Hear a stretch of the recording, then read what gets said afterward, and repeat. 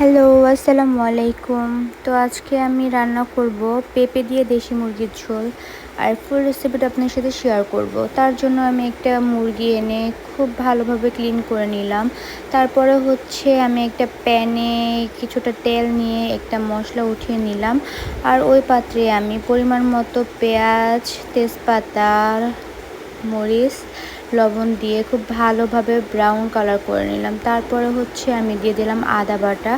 আদা বাটাটা দেওয়ার পরে কিছুক্ষণ জাল করে আমি একে একে হলুদ গুঁড়ো, মরিচের গুঁড়ো, জিরে গুঁড়ো, গরম মশলাগুলো দিয়ে খুব ভালোভাবে মশলাটা কষিয়ে নিলাম। এ তো দেখতেই পাচ্ছেন আমার মশলাটা খুব ভালোভাবে কষানো হয়ে গিয়েছে। উপরে তেল ভেসে ওঠার পরে আমি ধুয়ে রাখা মাংসটা দিয়ে দিলাম।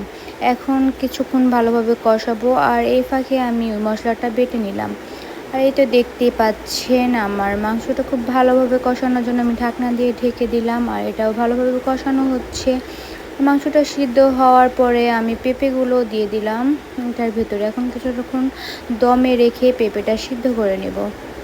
আর এই তো দেখতেই পাচ্ছেন আমার পেঁপেটাও ভালোভাবে সিদ্ধ হয়ে যাচ্ছে।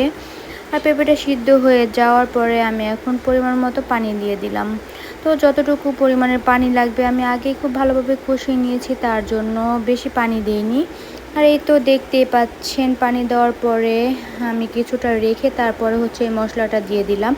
আর দেশি মুরগি পেঁপে দিয়ে রান্না করে এই মশলাটি দিলে খুবই ভালো একটা টেস্ট আসে। আর এই তো তারপরেই হয়ে যাচ্ছে আমার দেশি মুরগিটা রান্না। আর আমার ভিডিওটা ভালো লাগলে লাইক, কমেন্ট, শেয়ার করে